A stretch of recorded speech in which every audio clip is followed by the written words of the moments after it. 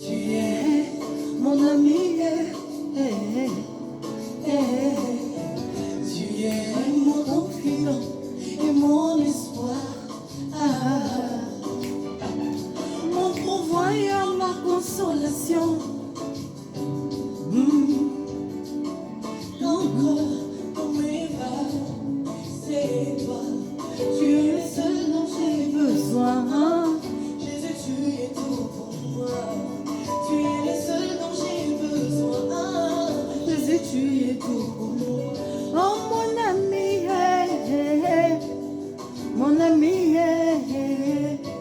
mon ami, c'est toi, Jésus. Mon papa, c'est toi, Seigneur. Est-ce que tu peux bouger là-dessus? Danse. Tu es mon ami,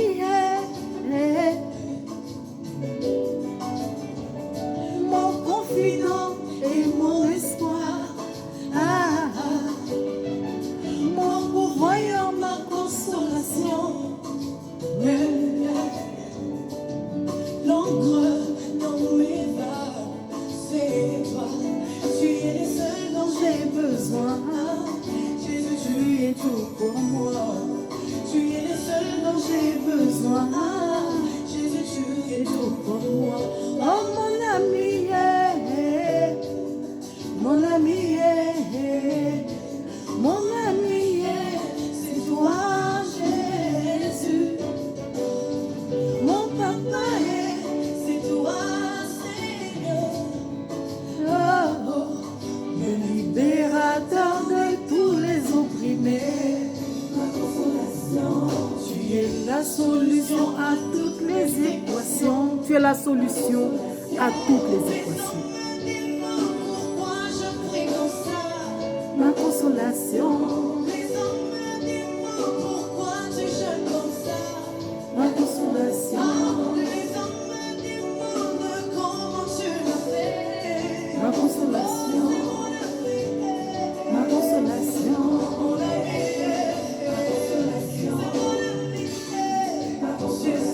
C'est toi. Ma consolation. Mes fidèles. Ah ouais. C'est toi, Jésus. Est-ce que tu peux bouger? Danse. Bouge.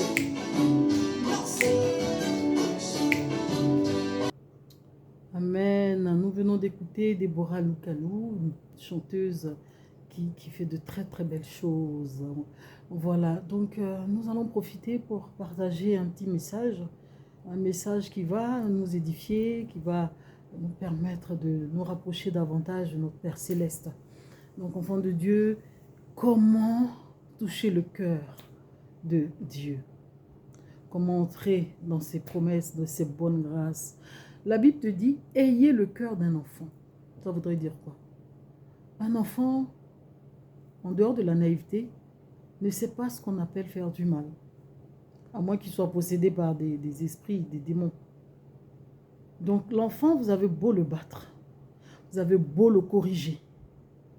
Sortez, revenez, il va vous faire la collade. Il va chercher à vous rejoindre. Pourtant, vous venez de le corriger sévèrement. Mais il a oublié. Il a oublié et il vit sa vie. Et Dieu te dit d'avoir le cœur d'un enfant. Un enfant ne sait pas se venger. Un enfant ne sait pas être mesquin, hypocrite, sournois, jaloux. Il n'y a rien en lui. Voilà pourquoi Dieu protège beaucoup les enfants. Remarquez, j'ai vu plusieurs vidéos où des gens vont au champ, ils laissent les bébés dans un panier et un serpent vient. J'ai vu plusieurs fois ce genre de vidéo. Le cobra arrive et il ne mord pas l'enfant, il veille sur l'enfant. Parce qu'il sait qu'il est petit, c'est un bébé. Donc il veille sur l'enfant. Même des félins qui vont retrouver un nouveau-né, un petit, ne vont pas le dévorer. Les femelles vont se coucher et chercher à bercer le bébé. Parce qu'ils savent qu'il est innocent. Et Dieu te dit, enfant de Dieu, aie le cœur d'un enfant. Apprends à être innocent. Être innocent ne veut pas dire que tu es faible, ou qu'on te domine, ou qu'on te marche dessus, ou qu'on se fout de toi. Être innocent, c'est se dire que mon Père céleste est là-haut, il voit tout, il enregistre tout, il fera mon combat. Mais dans nos sociétés d'aujourd'hui, mais c'est tout à la fois en même temps. Si ce n'est pas lancer des flèches, si ce n'est pas passer par l'occultisme, ça c'est le règlement de compte. Dieu te dit que ce que tu es en train de faire va te conduire à ta perte. Parce qu'à lui, la vengeance et la rétribution. Remarquez que quand on te fait du mal et que tu ne dis rien, le poids est 2 fois plus coriace que lorsque tu cherches à te venger toi-même. Et même dans la loi, la justice, il est dit quoi? Nul n'a le droit de se faire justice parce que la justice est là. Donc, quel que soit ce qu'on va te faire, on va te faire mal, on va commettre des actes ignobles. Ne cherche pas à te venger toi-même. La justice s'en occupe. Mais si tu te venges toi-même, tu risques de te créer des problèmes. C'est pareil avec la parole de Dieu. Laisse Dieu te venger en toutes circonstances. Et sa vengeance même est plus coriace. Parce que souvent, on peut se dire, bon, on va réduire la peine. Mais Dieu, étant donné qu'il aime tout le monde et qu'il ne fait pas de favoritisme, c'est plus coriace. Pourquoi? Parce qu'il a vu le cœur de l'autre qui a saigné. Le plus souvent, on pose des actes et on s'en fout de ce que l'on ressent. Pas d'empathie. Alors que Dieu aime tout le monde. Il voit le secret, il voit la souffrance de ses enfants, de ce que l'on traverse. Il voit le degré de douleur. Il connaît. Et c'est en fonction de ça qu'il venge ses enfants.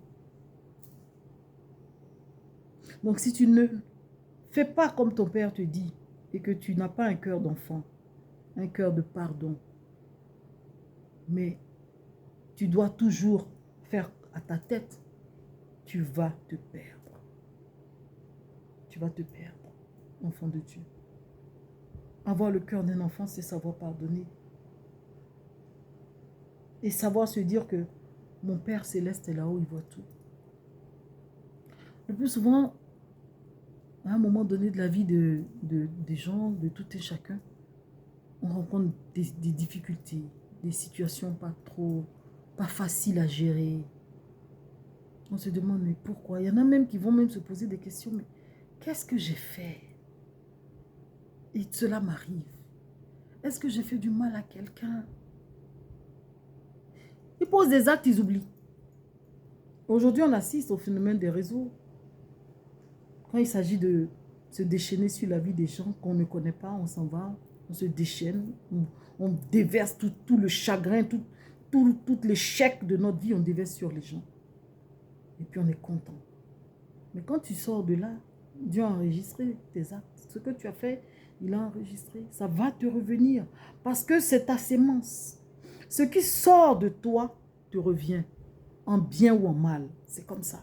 La preuve, la parole de Dieu, elle te dit quoi? Elle ne retourne pas à lui sans avoir fait effet. Ça voudrait dire quoi? Une fois qu'elle est propagée, elle fait effet avant de retourner à lui. Donc les actes que nous posons dans la vie des gens vont faire effet. Ça va peut-être aider, ça va peut-être grandir, ça va peut-être détruire, ça va déstabiliser. Ça va faire son effet, mais ça va te revenir. Pareil. Ça va aussi te détruire, soit te grandir, te honorer, en fonction de ce que tu auras semé. C'est comme ça. Voilà pourquoi il ne faille pas poser des actes qui vont nous rattraper demain. On oublie. Ça peut te rattraper au sein de ton travail. Toutes les fois où tu vas postuler, les portes te sont fermées. Dans ta belle famille, on te traite en paria.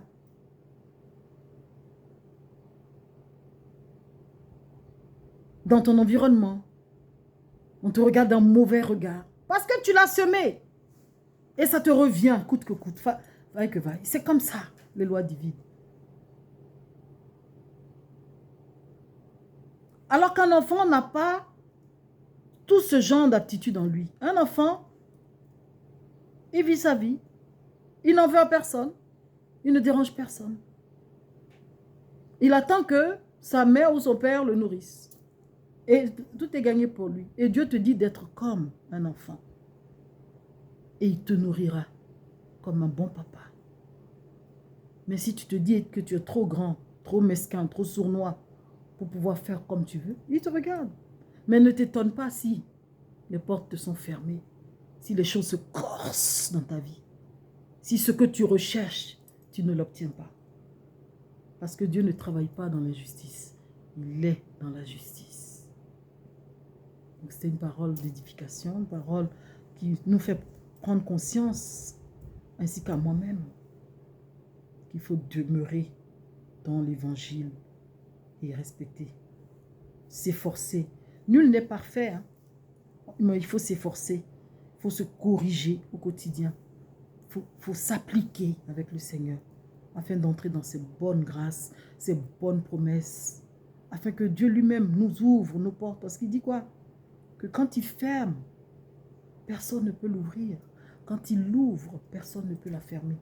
C'est en fonction de la joie qu'il a pour toi qui va agir dans ta vie. S'il n'est pas content de toi, s'il t'en veut, tu es dans le pain, comme on dit, de manière terre à terre. Tu es dans le pain. Il faut jeûner, prier, demander pardon et arrêter ta mauvaise marche afin qu'il se souvienne de toi. C'est très important. Portez-vous bien.